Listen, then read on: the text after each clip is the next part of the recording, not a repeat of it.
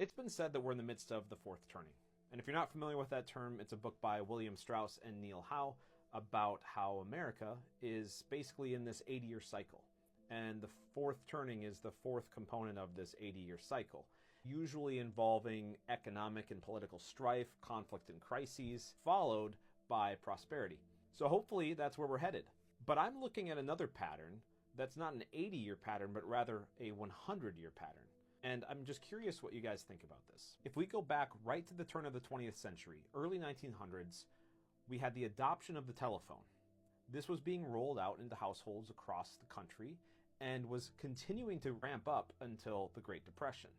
But consider that for a moment, because in 2000, what did we have suddenly taking over? Cell phones. There was this transition from landlines to cellular lines, and everyone was adopting it. It's effectively 100 years, exactly, from when the landline became relatively commonplace to when the wireless phone became relatively commonplace. And then a few years later was the introduction of the Model T. That went into production in 1908. What was released in 2008? The Tesla Roadster.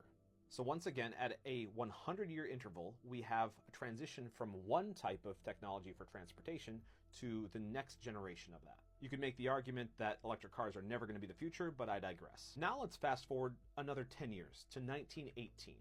And what happened then, not so exciting for humanity.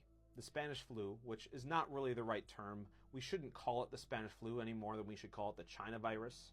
Oh, yeah, and speaking of that, the American people would like to understand your reasoning, your rationale for why you chose to fund the research in Wuhan. That was basically 100 years later, wasn't it? The world lost between 17 and 50 million people from the Spanish flu.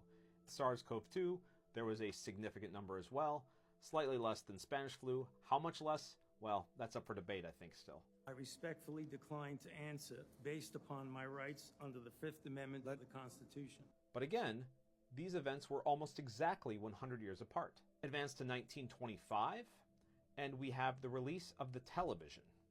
Now, you might be asking, what is the modern equivalent to the television?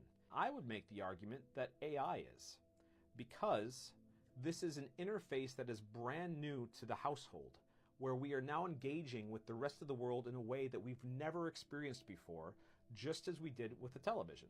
And AI really got released, I suppose, in 2022, making it almost exactly 100 years since the release of the television. From there now, we're looking at comparisons to what the immediate future holds. 1929 was the Great Depression. Do we think that we're potentially heading to a Wall Street crash in the next couple of years? I would argue that that's quite possible. And what immediately followed that for basically the whole world was major agricultural shifts. Stalin enforced the state-run agricultural system in 1929.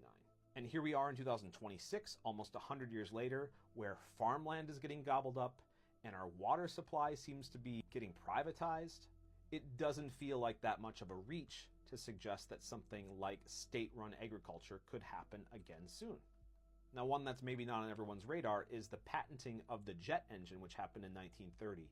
And I feel like we are on the cusp of a new technology, a new mode of transportation being rolled out to the masses in the next few years. Shifting our focus back to agriculture, but here in the West, the United States experienced the Dust Bowl in 1931, and the Midwest got hammered.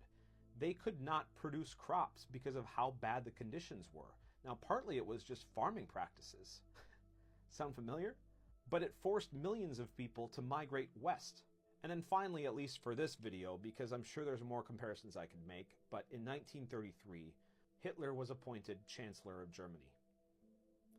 And if you look around, it doesn't seem like a total stretch to suggest that someone somewhere in the world is going to determine that they are a dictator and they are going to run the world a different way. So I guess I agree that we're in the fourth turning, but is it the fourth turning of an 80-year cycle or 100 years?